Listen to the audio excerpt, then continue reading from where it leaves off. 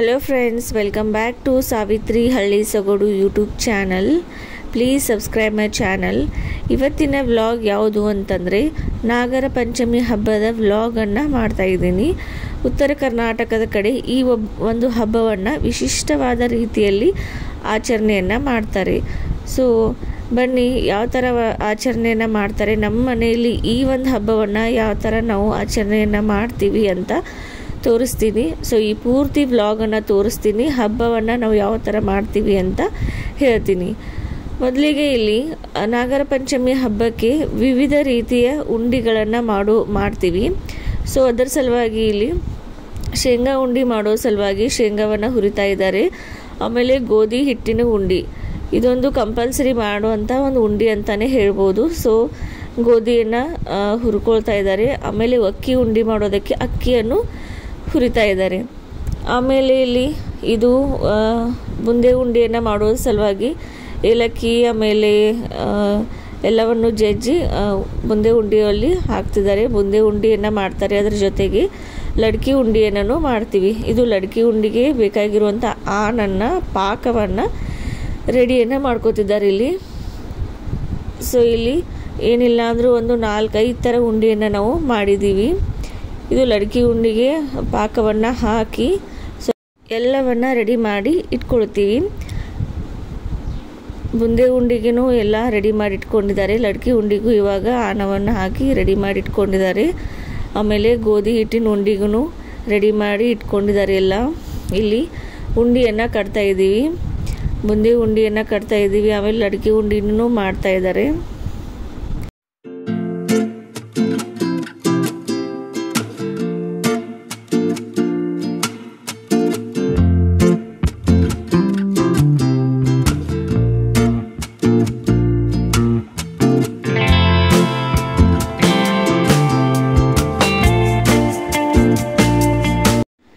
And ಆಮೇಲೆ ಇಲ್ಲಿ ರವೆ ಉಂಡಿಯನ್ನು ಮಾಡ್ಕೊಳ್ತಾ ಇದ್ದೀವಿ. ರವೆ ಉಂಡಿಗೆ ಎಲ್ಲವನ್ನು ರೆಡಿ ಮಾಡಿ ಇಟ್ಟಿದ್ದಾರೆ ಇವಾಗ. ಸೊ ಇನ್ನು ಇದನ್ನು ಉಂಡಿಯನ್ನು ಕಟ್ಟೋದು ಒಂದೇ ಬಾಕಿ. ಆಮೇಲೆ ಇದು ಅಕ್ಕಿ ಉಂಡಿಗೂ ತುಪ್ಪವನ್ನು ಹಾಕಿ ಆಮೇಲೆ ಏಲಕ್ಕಿಯನ್ನು ಹಾಕಿ ಮಿಕ್ಸ್ ಮಾಡಿ ಇಟ್ಕೊಂಡ್ವಿ. ಆಮೇಲೆ ಇದು ಗೋಧಿ ಹಿಟ್ಟಿನ ಉಂಡಿಗೂ ಇಲ್ಲಿ ಬೆಲ್ಲ ಮತ್ತು ತುಪ್ಪವನ್ನು ಹಾಕಿ ಉಂಡಿಯನ್ನು ಕಟ್ತಾ ಇದ್ದಾರೆ. ಇಲ್ಲಿ ಅಕ್ಕಿ ಉಂಡಿಯನ್ನು ಇಲ್ಲಿ ಕಟ್ಟಿ ಒಂದು ಬಾಕ್ಸಲ್ಲಿ ಹಾಕಿಡ್ತಿದ್ದಾರೆಲ್ಲ.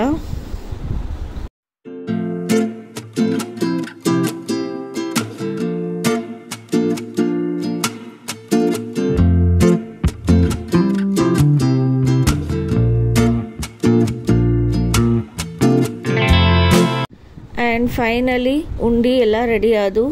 ಇಲ್ಲೆಲ್ಲ ಡಬ್ಬಗಳು ಇದ್ದಾವೆ ನೋಡಿ. ಈ ಎಲ್ಲ ಡಬ್ಬದಲ್ಲಿ ಒಂದೊಂದು ಥರ ಉಂಡಿಯನ್ನು ಹಾಕಿಟ್ಟಿದ್ದಾರೆ. ಸೊ ಬನ್ನಿ ನೋಡೋಣ ಯಾವ್ಯಾವ ಡಬ್ಬದಲ್ಲಿ ಯಾವ್ಯಾವ ಥರ ಉಂಡಿಯನ್ನು ಪ್ರಿಪೇರ್ ಮಾಡಿದ್ದೀವಿ ಅಂತ ತೋರಿಸ್ತೀನಿ. ಇದರಲ್ಲಿ ರವೆ ಉಂಡಿಯನ್ನು ಹಾಕಿಟ್ಟಿದ್ದಾರೆ. ರವೆ ಉಂಡಿ. ಆಮೇಲೆ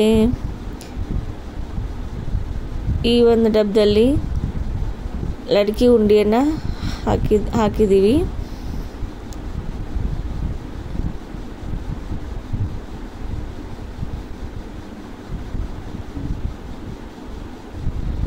ಆ್ಯಂಡ್ ಇದರಲ್ಲಿ ಯಾವ ಉಂಡಿ ಇರ್ಬೋದು, ಬುಂದೆ ಉಂಡಿಯನ್ನು ಹಾಕಿಟ್ಟಿದ್ದಾರೆ. ಬುಂದೆ ಕಾಳು ಉಂಡಿಯನ್ನು ಹಾಕಿ ಇಟ್ಟಿದ್ದೀವಿ. ಆ್ಯಂಡ್ ಇದು ಅಕ್ಕಿ ಹಿಟ್ಟಿನ ಉಂಡಿ ಮಾಡಿ ಇಟ್ಟಿದ್ದೀವಿ. ಆಮೇಲೆ ಲಾಸ್ಟ್ ಫೈನಲಿ ಶೇಂಗಾ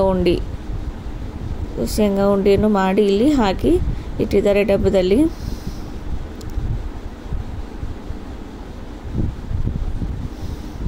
ಆ್ಯಂಡ್ ಇದು ಎಲ್ಲ ನೈವೇದ್ಯಕ್ಕೆ ಅಂತ ತೆಗೆದಿಟ್ಟಿರುವಂಥ ಸ್ವೀಟ್ಸ್ ಎಲ್ಲ ಥರದ ಉಂಡಿಯನ್ನು ಮಾಡಿ ನೈವೇದ್ಯಕ್ಕೆ ಅಂತ ಒಂದು ಪ್ಲೇಟಲ್ಲಿ ತೆಗೆದಿಟ್ಟಿದ್ದಾರೆ. ಆಮೇಲೆ ಉಂಡಿಗಳ ಜೊತೆಗೆ ಚಿನ್ಮುರಿಯನ್ನು ಮಾಡ್ತಾರೆ. ಬರೀ ಸ್ವೀಟ್ಸ್ ಆಗುತ್ತೆ ಅಂಥೇಳಿ ಚಿನ್ಮುರಿಯನ್ನು ಇಲ್ಲಿ ಮಾಡ್ತೀವಿ. ಸೊ ಚಿನ್ಮುರಿಯನ್ನು ಹೇಗೆ ಮಾಡ್ತಿದ್ದಾರೆ ಅಂತ ನೋಡೋಣ ಬನ್ನಿ.